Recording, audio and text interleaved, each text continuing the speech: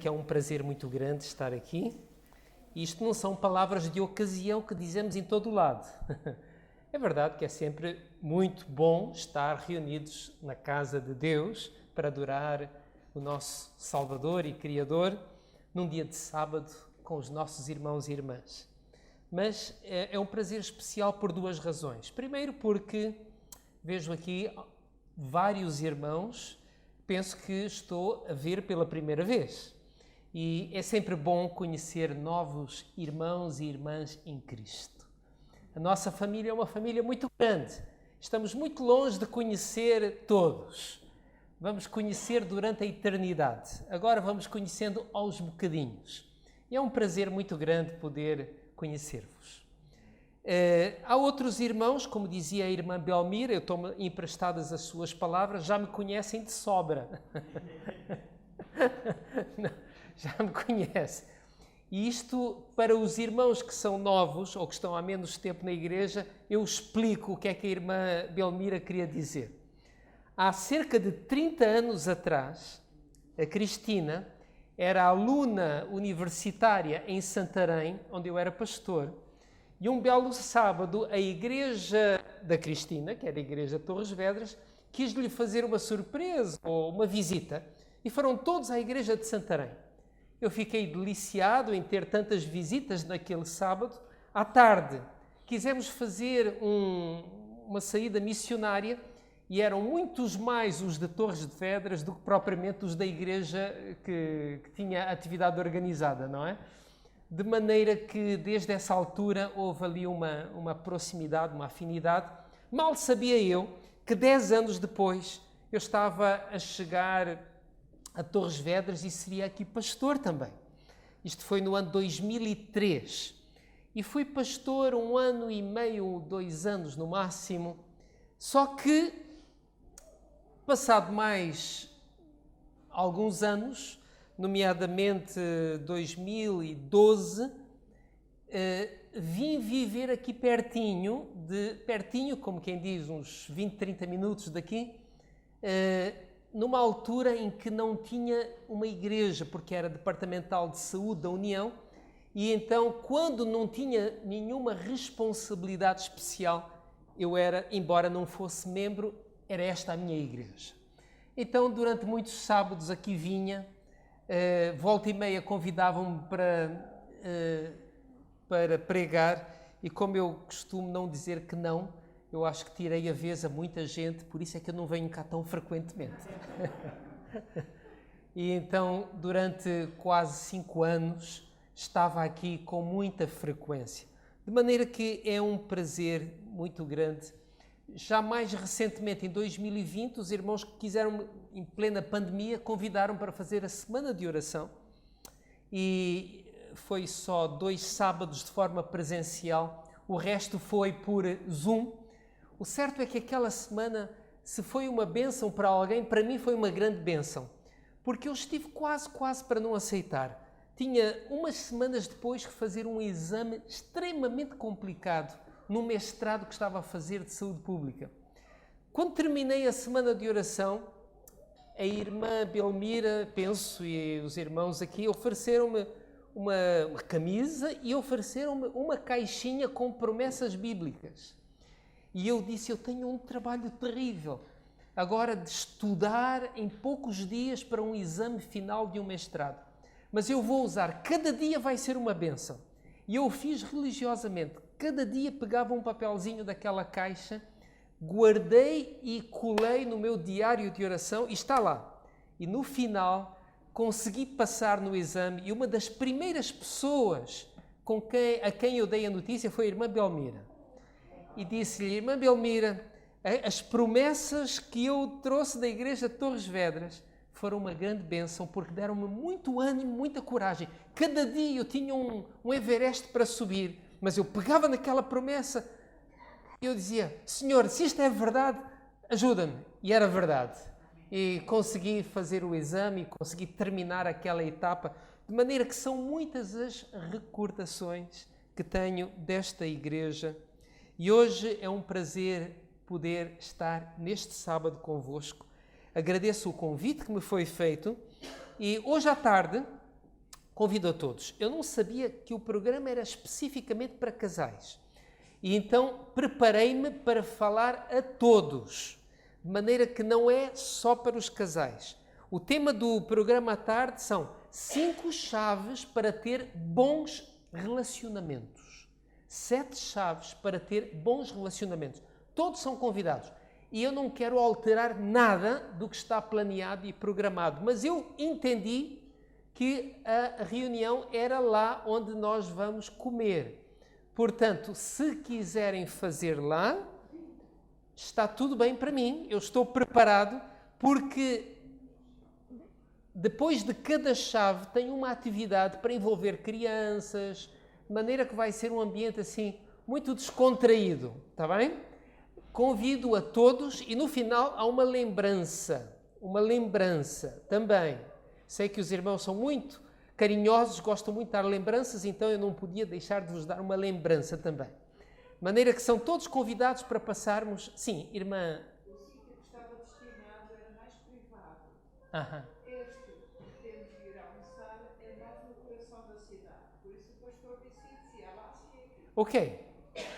Fazemos uma votação, é que talvez nem todos vão almoçar, não é? Bem, vamos ver como é que está o tempo, porque prevê-se bastante calor. Mas da minha parte, os irmãos decidam, eu estou disponível para fazer lá ou aqui e tentaremos sempre nos adaptar. E por falar em calor e por falar em estar descontraído, provavelmente é a primeira vez que eu me apresento sem casaco aqui à frente. Estou um bocadinho descontraído, não é? Vou ler um texto bíblico porque não quero ofender ninguém. Ezequiel, capítulo 44, isto ainda não é o sermão, está bem? É só uma... Ezequiel, capítulo 44,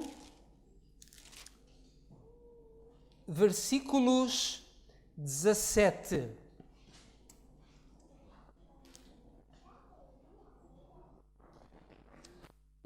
Os deveres dos sacerdotes. Todos nós somos sacerdotes, não é? Todos. Mas, de alguma forma, eu também sinto que tenho uma palavra nesta mensagem, porque, de uma forma especial, sirvo como ministro do Evangelho. No versículo 17, falando dos sacerdotes, diz que será que, quando entrarem pelas portas do átrio interior, usarão vestes de linho e não se porá lã sobre eles quando servirem nas portas do átrio interior dentro do templo. Tiaras de linho estarão sobre a cabeça e calções de linho sobre as coxas, não se cingirão a ponto de lhes vir suor. Os irmãos já tinham lido esta passagem? Os sacerdotes deviam se vestir de maneira adequada, de maneira que não viesse suor sobre eles. Às vezes nós termos determinadas formas que estamos acostumados, não é? E normalmente estamos aqui de fato e gravata, pelo menos aqueles que pregam. Eu vou-vos dizer uma coisa, eu transpiro terrivelmente. E sem fato já sei que vou transpirar, aliás, já estou a transpirar bastante. Com fato, então, fica tudo alagado. De maneira que espero não ter ferido a sensibilidade de ninguém. Se quiserem, eu visto o casaco, ele está ali guardado, está bem? Mas, acredito que não seja vontade de Deus que façamos este tipo de sacrifício. Deus quer outro tipo de sacrifícios, não este. De forma que, nesta manhã, gostaria... está aqui o texto. Obrigado. Esta manhã queria então partilhar com a Igreja uma pequenina mensagem.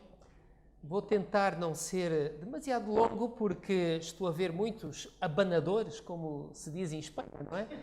Muitos leques. O calor é intenso, mas o título da mensagem desta manhã é Céu ou Inferno? Céu ou inferno? O inferno normalmente é associado a muito calor. Bem, vamos começar com uma pequenina história. a história de um menino que nasceu na Austrália, numa família extremamente disfuncional. O pai e a mãe eram alcoólatras. Eles bebiam, tinham muitos filhos e, embriagados, na maior parte do tempo, não conseguiam cuidar propriamente dos filhos. Resultado, passavam fome. E nessas situações, os filhos iam buscar alimento aos caixotes do lixo. E naquele tempo, quando isto aconteceu, em 1885, nasceu o Arthur, era comum os leiteiros distribuírem leite porta a porta. E então os meninos, não supervisionados, iam roubar leite aos vizinhos. Era assim que vivia-se na casa do Arthur. A tal ponto que a Segurança Social retirou a custódia dos filhos dos pais e ele foi entregue para uma família de acolhimento. E então foi enviado para uma escola. Mas com aquele passado tão triste, provavelmente a mãe bebia álcool quando ele estava a ser gerado. A capacidade intelectual daquela criança era muito reduzida. Por muito que a professora se esforçasse, ele praticamente não conseguia aprender nada. Mal conseguiu aprender a escrever o próprio nome. Daí que, passado alguns anos, ele foi retirado da escola e foi trabalhar para minas de carvão.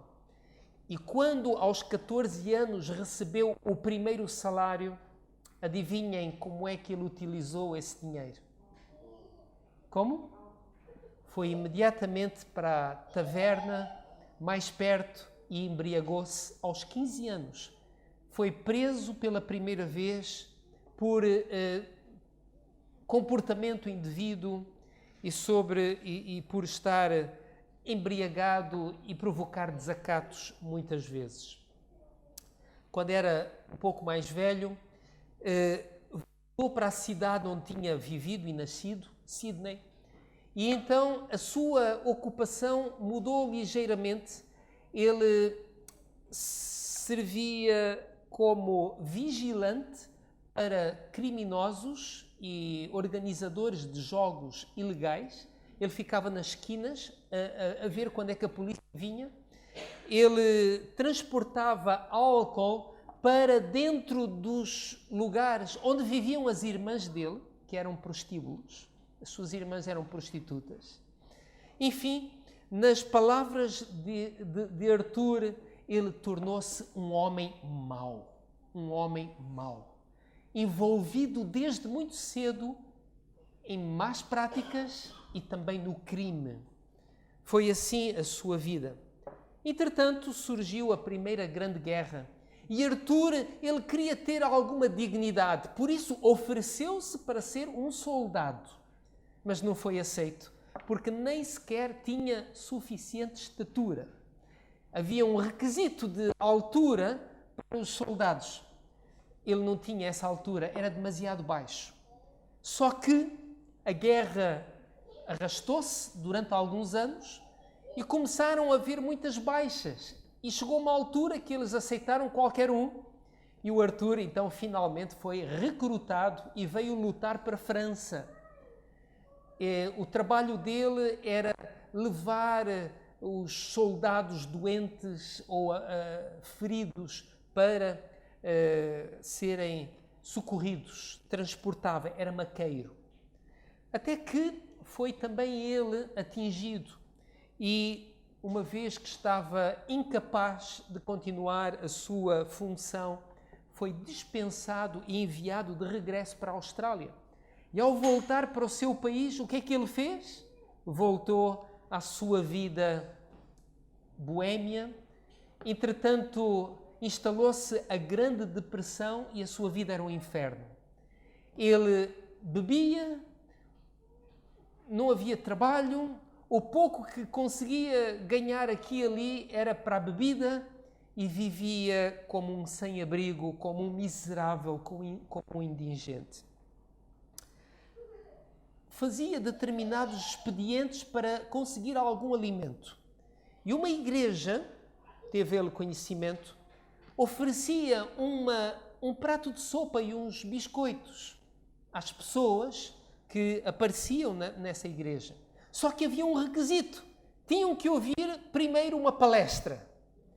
E ele ali se sentou no meio de centenas de outros homens iguais a ele, para ouvir pela primeira vez uma conferência, uma palestra, feita por um pastor.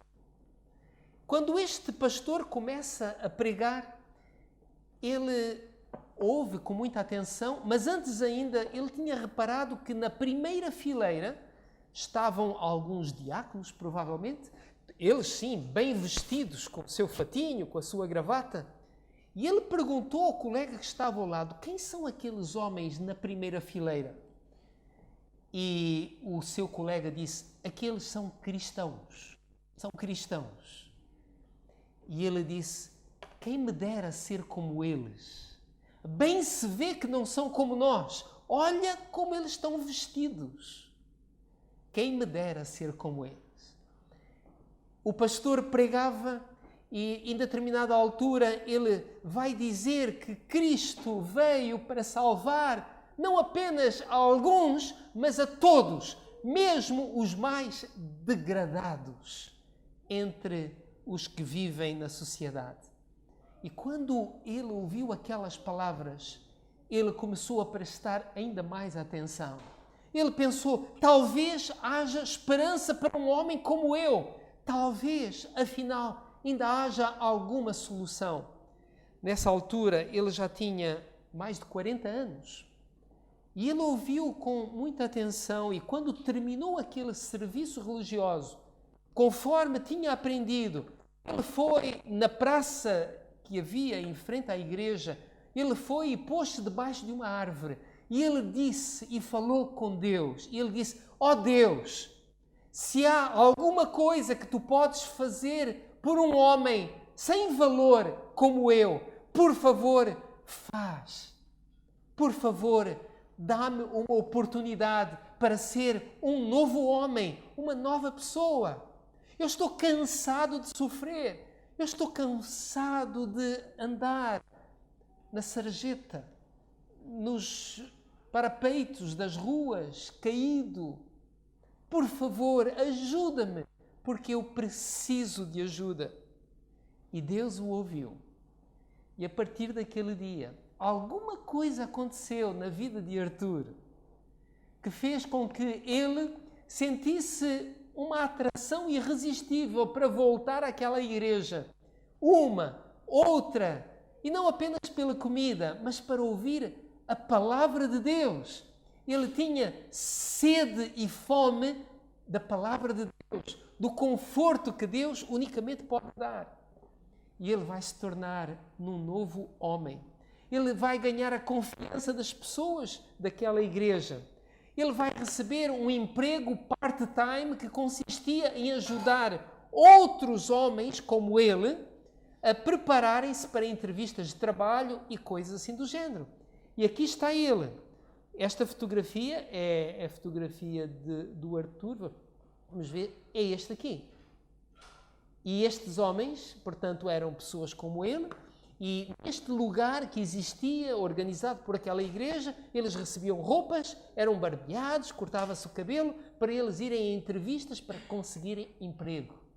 E ele era o supervisor desta pequenina barbearia, não sei como chamar. Uma adra, vamos dizer assim.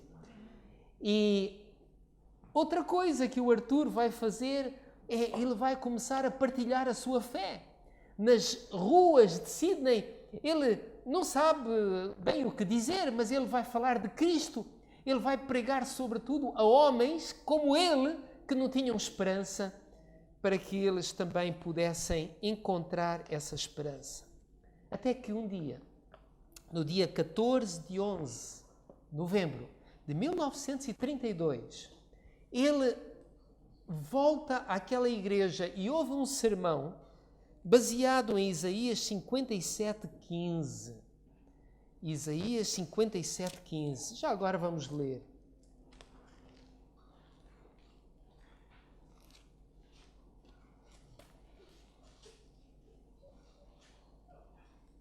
Mais uma vez, uma mensagem que fala ao fundo do seu coração. Isaías 57:15. Porque assim diz o alto e sublime, que habita a eternidade, o qual tem o nome santo. Habito no alto e santo lugar, mas habito também com o contrito e abatido de espírito, para vivificar o espírito dos abatidos e vivificar o coração dos contritos. Repito a primeira frase. Assim diz o alto e sublime, que habita a eternidade. E o pregador, que se chamava John Ridley, enfatiza este Deus eterno e fala sobre a eternidade e fala sobre aquilo que existe diante de cada ser humano. E então, na sua pregação, ele diz isto: eternidade, eternidade. Gostava de dizer estas palavras a cada pessoa nas ruas de Sydney: onde irás tu passar a eternidade? Onde irás tu passar a eternidade? O Arthur ouve com muita atenção estas palavras e quando ele sai da igreja, ele põe a mão no bolso e ele tinha, não sei porquê, um giz. E ele abaixa-se e ele escreve no chão a palavra eternidade. Lembram-se que o Arthur não tinha aprendido sequer o seu próprio nome. Mas daquela vez, e ele não sabe explicar porquê, ele escreve a palavra eternidade com o seu giz na calçada, no chão, e a palavra sai muito bem escrita, corretamente escrita, em primeiro lugar, mas com uma caligrafia muito bonita. E a partir daquele dia, o Arthur vai descobrir o seu ministério. Cada dia, às 4 da manhã, ele se levanta, tem 1 hora de comunhão com Deus e depois ele sai, ainda com as ruas desertas, e ele vai escrever a palavra eternidade com giz. A cada 100 metros, em frente às estações de comboio, em frente aos centros comerciais, em frente às paragens de autocarro. E ele o vai fazer regularmente, durante muitos anos. Em Sydney, torna-se motivo de investigação. Quem é que escreve a palavra eternidade em todo o lado? Quem é o autor desta escrita? As pessoas, milhares e milhares, acostumaram-se a ver diariamente a palavra eternidade escrita nas calçadas.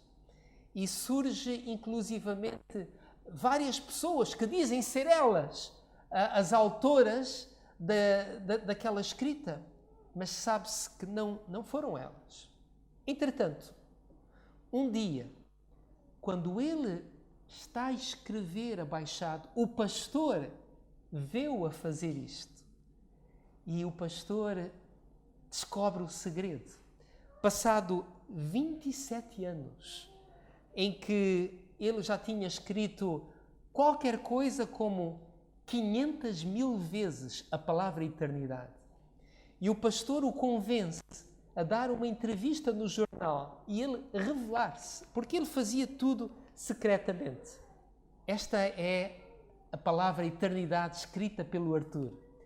E então, entretanto, ele tinha encontrado uma senhora que se chamava Ellen Esther Pearl Dawson, e ele, aos 57 anos, casa-se com esta senhora e vivem 19 anos juntos. Um relacionamento muito feliz. Que hipóteses tinha um homem com um lar de origem tão mau de ser feliz no casamento? Hipóteses muito reduzidas. Mas ele vive 19 anos, uma grande felicidade, até a morte dela em 1961. E aqui está ele, quando, já casado, vai com a sua esposa dar uma entrevista ao jornal, aqui a casinha onde ele viveu, e dizer também que algumas vezes as autoridades, polícias, tentaram impedi-lo de continuar aquela missão, mas ele não parava, porque ele tinha ordens superiores. Sentiu que era um chamado divino. Assim como John Ridley queria falar com cada pessoa, ele, à sua maneira, levava a mensagem da eternidade a milhares e milhares de pessoas. Aqui está o Arthur. E aqui está ele uma vez, a pedido de um fotógrafo, a pousar para uma fotografia. O fotógrafo ficou sem rolo, foi buscar mais rolo, mas o Arthur não tinha como esperar, já tinha ido embora. Foi a única fotografia que lhe conseguiram tirar, a escrever a palavra eternidade nas calçadas, nos pavimentos. Quando morreu, o povo de Sydney decidiu guardar a lembrança deste homem, erigindo uma sepultura com uma estátua dele, a escrever eternidade. Quando os Jogos Olímpicos chegaram, Sydney soube reconhecer um grande homem que tinha levado uma mensagem de esperança, e a palavra eternidade apareceu na festa de abertura dos Jogos Olímpicos. E quando o milénio passou, na principal ponte de Sydney, lá estava a palavra eternidade, tal como o Arthur a escrevia milhares e milhares de vezes. E em vários lugares da cidade de Sydney pode-se ainda hoje encontrar a palavra eternidade escrita em muitos lugares. Esta interessantíssima história, para mim, pelo menos, faz-me pensar neste tema: céu ou inferno? Arthur nasceu no inferno, mas gradualmente e a partir de um certo momento a vida dele tornou-se num céu. E o que ele mais fez foi anunciar o céu, a eternidade, ao mundo. Ellen White tem esta frase que diz assim: o lar deve ser tudo quanto está implícito nessa palavra, deve ser um pequeno céu na terra. E a pergunta que se põe é esta: o nosso lar, a família em geral, é tipicamente um céu ou um inferno? O lar, tal como existe hoje na generalidade, aproxima-se mais do conceito de céu ou de inferno? Ainda há pouco tempo, este psicólogo escrevia no jornal Observador que em 2020, em Portugal, existiu 92 divórcios para cada 100 casamentos. 92 divórcios. Se as pessoas se separam e se divorciam, não é porque não querem estar no céu, é porque o lar não era propriamente o céu, não acham? Infelizmente, e aqui temos os números, infelizmente hoje a palavra inferno é melhor, é mais adequada para identificar ou para descrever a maior parte das famílias. Existem histórias terríveis nos mídias de violência, de abuso, divórcio, tantas coisas negativas, dentro de um lugar que era suposto ser o quê? O céu. E se não formos para situações mais extremadas, poderíamos dizer que há jovens que estão desertinhos para crescer e para sair de casa, ir fazer qualquer coisa, ou alguns até casam, porque não suportam mais estar dentro de casa. Porque o ambiente não é bom. E eu me pergunto, como é que nós podemos dar a volta a isto? Como é que a situação pode ser diferente? O que é que tem que acontecer? Infelizmente, mesmo muitos lares adventistas não são um ambiente celestial. Muitas coisas. Qual é a condição para que o nosso lar possa ser um verdadeiro céu nesta terra? Um fator decisivo para tornar céu. Fala-se muito de problemas financeiros, problemas com a comunicação, falta de compromisso, infidelidade, desapontamento nas expectativas, dependências, abuso físico, sexual, emocional, incapacidade para resolver conflitos. O que é que nós temos que resolver para que o lar possa se tornar num céu? Qual destes assuntos precisa de ser primeiro resolvido? Será que é a comunicação? Será que é o dinheiro? Já sabemos que em casa onde não há pão, todos ralham e ninguém tem razão, não é? Não é isso que se diz? Qual é o problema? O que é que teria que acontecer para que cada lar pudesse tornar um verdadeiro céu? Alguém tem uma sugestão? Jesus. Jesus disse a Nicodemos: se alguém não nascer de novo, não pode ver o reino de Deus.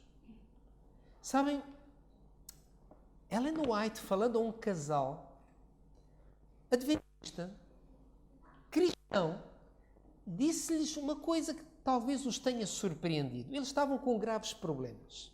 E ela disse: olha, o que vocês precisam é de se converter de novo.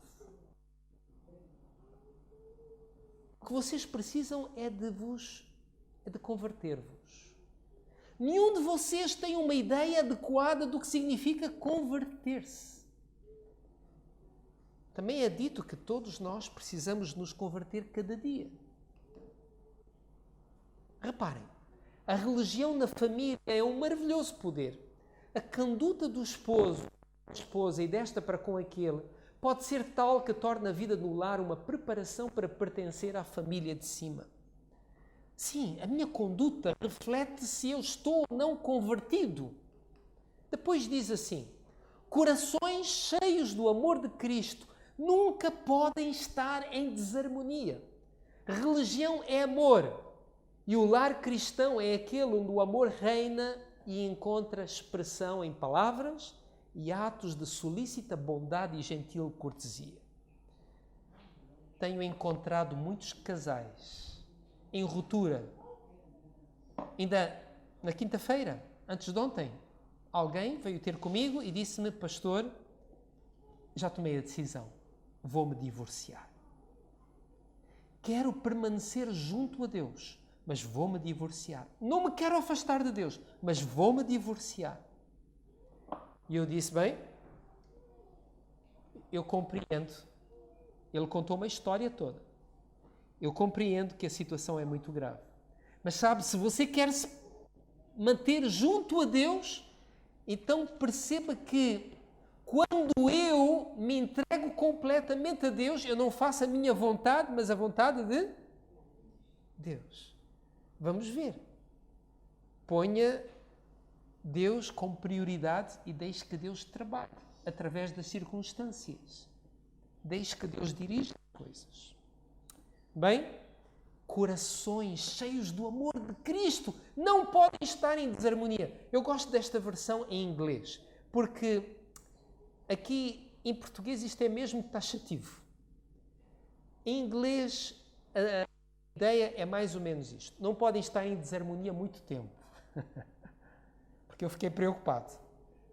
Porque eu conheço um pastor que uma vez me disse assim: eu nunca tive uma discussão com a minha mulher. E eu disse: você é que devia ser o diretor de famílias, não eu.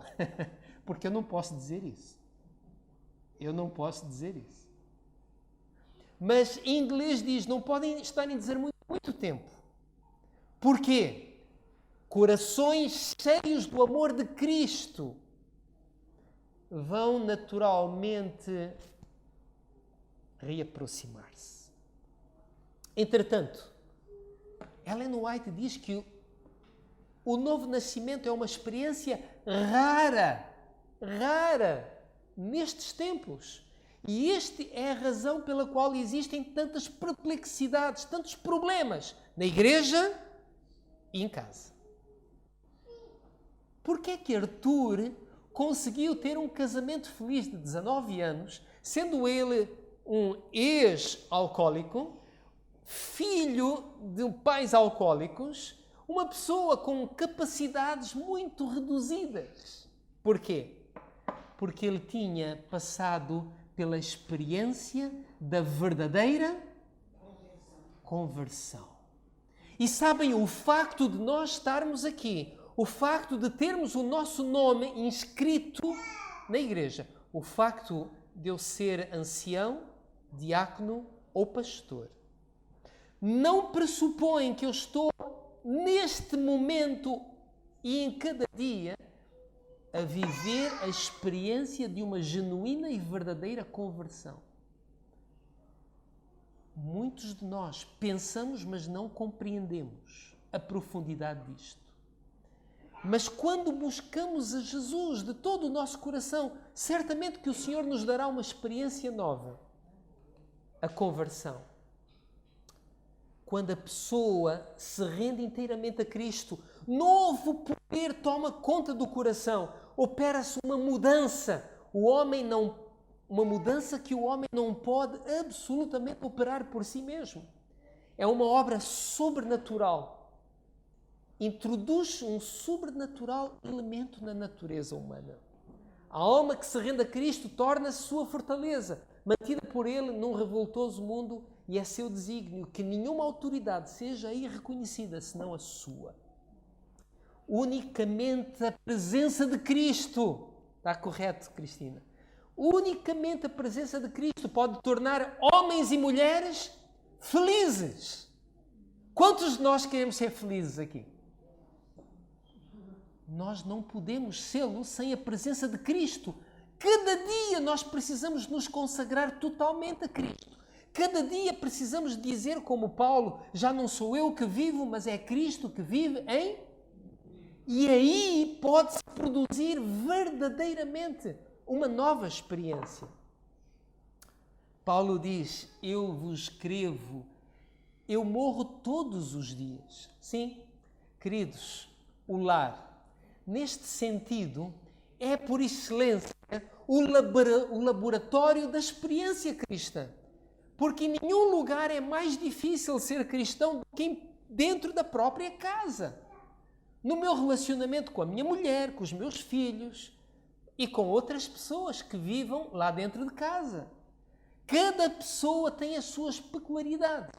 E se não houver uma grande abnegação e uma grande disponibilidade para morrer para nós próprios, vão haver conflitos, vão haver atritos, vão haver discussões, vai haver infelicidade.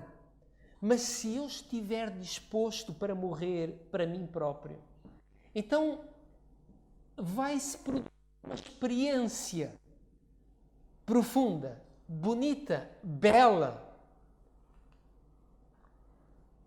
Em favor deles eu me santifico. E é esta que deve ser a experiência. Eu me santifico, eu me consagro a Deus para ser também uma bênção. Já sentiram o desejo de que o vosso cônjuge fosse diferente? Já sentiram o desejo de que os vossos filhos fossem diferentes? Será que eu posso mudar a alguém? Eu não consigo me mudar a mim mesmo. Mas eu posso fazer uma coisa, eu posso me consagrar completamente a Deus. Deus então vai operar uma transformação em mim. E então eu serei um cheiro de vida para as outras pessoas à minha volta. É por aí que começa. Eu não posso mudar ninguém, nem a mim próprio. Mas eu posso me santificar. E o poder de Deus a atuar na minha vida pode produzir uma influência que vai produzir resultados. E agora, a questão é o tempo. Não vou repetir o que a minha esposa já disse no momento da escola sabatina. Todos andamos a dormir. E Paulo diz, é tempo de despertar. Despertar, não apenas para a segunda vinda de Jesus, mas para uma nova experiência que eu tenho que ter, em primeiro lugar, aonde? Lá em casa. É aí que tudo começa. Como é que eu me preparo para a segunda vinda de Jesus? Tendo uma experiência renovada, diária, tendo um reavivamento na minha vida pessoal. Por isso, é tempo de despertarmos do sono, porque a nossa salvação está agora mais perto. Tiago, ele diz que nós não somos sábios se fizermos planos a contar com tudo. Aqueles homens que foram ver o submarino, o Titanic, eles tinham os seus planos, não é? Mal sabiam deles que a sua vida tinha chegado ao fim. Quando estavam a chegar ao fim, quando entraram naquele submarino. Quanto tempo nós temos? Eu já vos conheço, alguns dos irmãos, há mais de 30 anos. Quanto tempo Deus nos dará ainda nesta terra? Alguém sabe dizer? Alguns dos que eu conheci nesta igreja já não aqui estão. Alguns porque foram para outros lugares, outros porque completaram a carreira e descansaram em Cristo. Quanto tempo nós ainda temos, queridos irmãos? O apóstolo Paulo, ele diz que devemos remir o tempo. E o que é que isso quer dizer? Remir o tempo não é uma palavra que usamos no nosso dia a dia. Imaginem que vão às compras e só têm 20 euros no bolso. E então não podem comprar qualquer coisa. Vão pensar muito cautelosamente e cada coisa que põe no vosso cestinho vão estar a pensar, isto custa tanto, já tenho tanto. Como têm pouco, vão pensar muito bem na forma como gastam o dinheiro. É assim ou não é? É a mesma coisa com o tempo. Temos pouco tempo. Remindo o tempo, porque os dias são maus. Temos que pensar como gastamos o nosso tempo. Quando eu era criança, eu usava esta expressão. O que é que estás a fazer? Estou a matar tempo. A matar tempo? Nós temos pouco tempo. Como estamos a utilizar o nosso tempo? Em prazeres efêmeros? Em passatempos? Em matatempos? Nós temos coisas preciosas. Esta tarde vamos falar sobre relacionamentos. Nada é mais importante do que os relacionamentos. Estou eu a fazer tudo para fazer a diferença na vida de alguém? Só entendemos a importância de um momento quando ele se transforma em uma memória. Compreendemos isto? O que estamos a fazer com aqueles que ainda temos à nossa volta? Só compreendemos a importância de um momento. Cada momento é carregado de significado. Este não é apenas mais um sábado. Esta não é apenas mais uma semana. Este é um tempo que se chama hoje. E temos que fazer o melhor deste tempo. Aproveitar ao máximo, porque não sabemos quanto tempo ainda teremos. Hoje é tempo de dizer aquela palavra que nós temos guardado no nosso peito. Às vezes dizemos tantas coisas negativas, mas já dissemos à pessoa que está ao nosso lado quanto ela é importante para nós, quanto nós a amamos. Já dissemos isto ao nosso cônjuge, já dissemos isto aos nossos filhos, aos nossos pais. Há muitas pessoas que ficaram com as palavras por dizer e nunca as disseram. Sim, cada momento é revestido de significado. Moisés, ele escreveu este salmo maravilhoso. Ele disse: a vida de um homem é de 70 anos. Sabem, já faltou mais para eu fazer 70 anos. Esta menina diz que ia fazer 8 anos, não é? O tempo passa muito depressa, sabem? Muito depressa. Eu ainda não me convenci, mas para mim eu ainda sou um rapazote. E quando vou jogar a bola com os... penso que tenho a idade deles, não é? De repente estou completamente estafado. É assim, o tempo passa passa depressa. Sim, ensina-nos a contar os nossos dias de maneira que alcancemos coração sábio. E na história de Arthur há 2 coisas importantes que acho que nós devíamos compreender hoje. Número 1, sem Cristo e sem conversão, nós não estamos a viver. O viver é Cristo. Número 2, temos que olhar para a questão tempo da forma correta, como ela é. Este tempo que nós temos é um tempo que passa muito rapidamente. E há um tempo no qual nós deveríamos fixar os nossos olhos, que é a eternidade. Ensina-nos a contar os nossos dias. William Cowper, um autor de hinos, ele diz: o ídolo mais querido que conheci, seja qual for esse ídolo, ajuda-me a arrancá-lo do teu trono e adorar somente a ti. No tempo que se chama hoje, não há tempo para a idolatria. Não há tempo para nos adorarmos a nós próprios.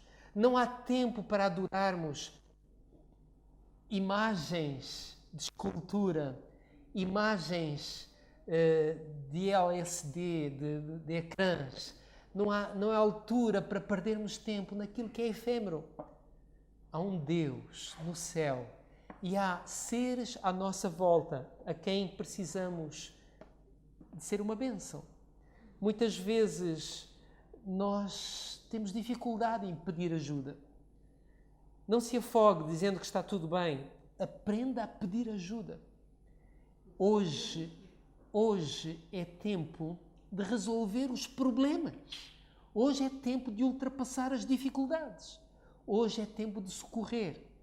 O Departamento de Famílias tem um gabinete para ajudar casais.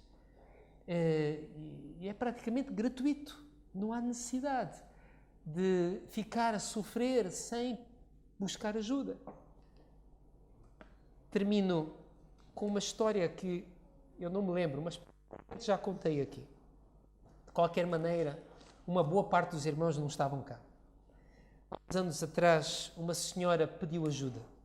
A situação era catastrófica. O casamento estava pela Rua da Amargura. Ela foi pedir ajuda e falou com o pastor. E o pastor leu-lhe este parágrafo e disse assim: se ler isto, se compreender e se puser em prática, a sua vida conjugal vai mudar. Bem, sendo assim, ela leu. A presença do Pai circundava a Cristo e nada lhe sobreveio sem que o infinito poder... Não consigo ler ali, mas eu aqui tenho o texto.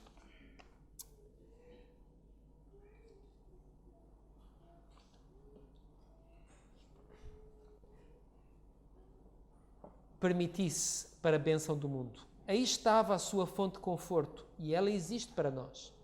Aquele que estiver impregnado do Espírito de Cristo habita em Cristo. O golpe que lhe é dirigido cai sobre o Salvador, que o circunda com a sua presença. O que quer que lhe aconteça vem de Cristo, não precisa resistir ao mal, porque Cristo é a sua defesa. Nada lhe pode tocar a mão a não ser pela permissão de Nosso Senhor.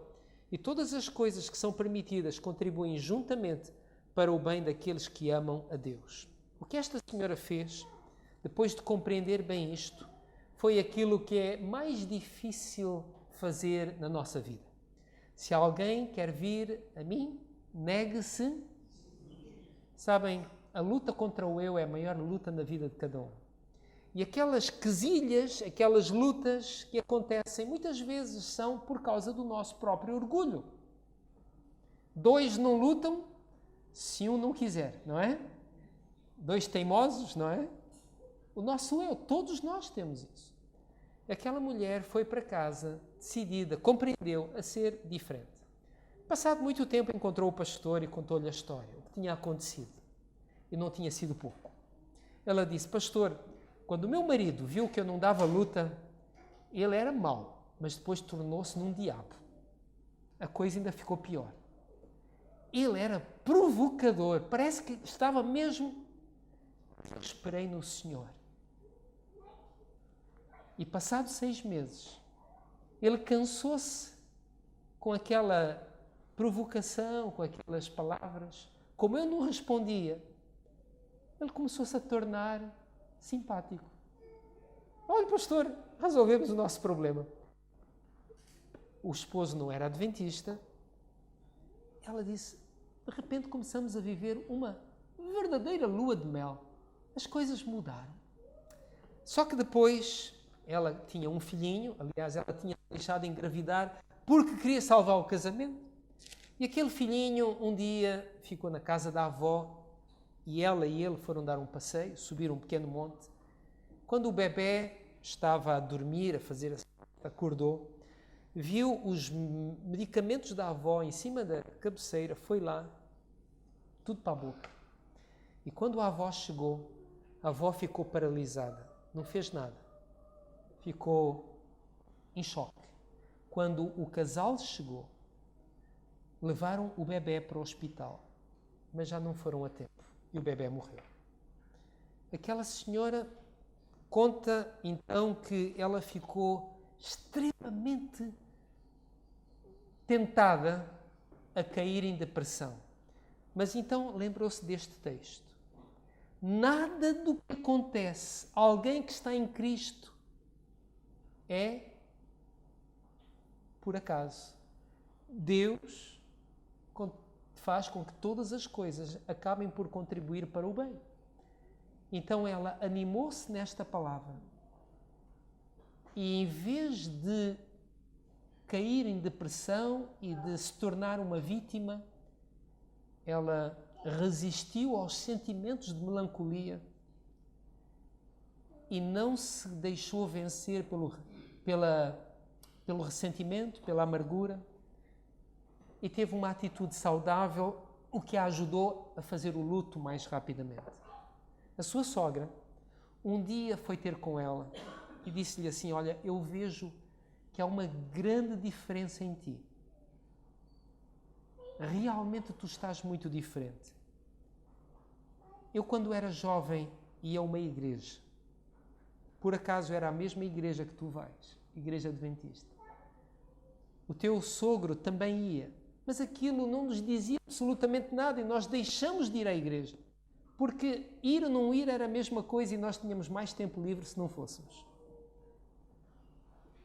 Mas agora eu preciso muito de alguma... Eu estou a sofrer demais. Por favor, levas-me contigo à igreja? E ela disse, claro que sim. Passados meses, os sogros estavam a descer às águas do batismo. E passado 2 anos, o marido dela também estava a descer às águas do batismo. Queridos, Deus, neste mundo de dor e sofrimento, Deus quer nos utilizar para ser uma bênção aos outros. Um lar cristão, bem ordenado, é um poderoso argumento em favor da religião cristã. Argumento este que nenhum incrédulo pode contradizer. Mas tudo isto começa quando eu me entrego ao Senhor. E o faço de coração inteiro. Quando há uma verdadeira conversão, quando não há nenhuma reserva, quando há uma entrega completa. Quando eu tomo o jugo de Cristo, eu encontro descanso para a minha alma.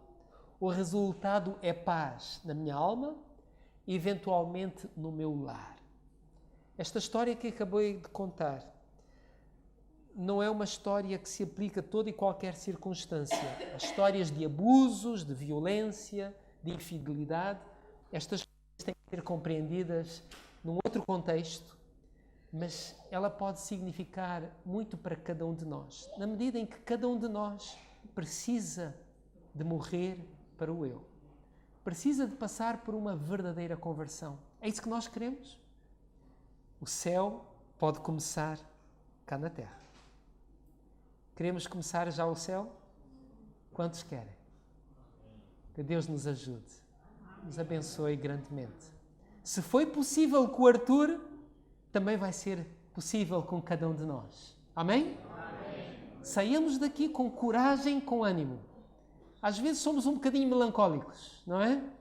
Lembramos-nos de algumas coisas que não estão a acontecer tão bem. Queridos amigos, a vitória é o nosso destino. Se estivermos unidos a Cristo, aqui está a paciência e a perseverança dos santos. Se Cristo é por nós, quem será contra nós? Que Deus possa nos abençoar. É a minha oração nesta noite, esta manhã. Amém.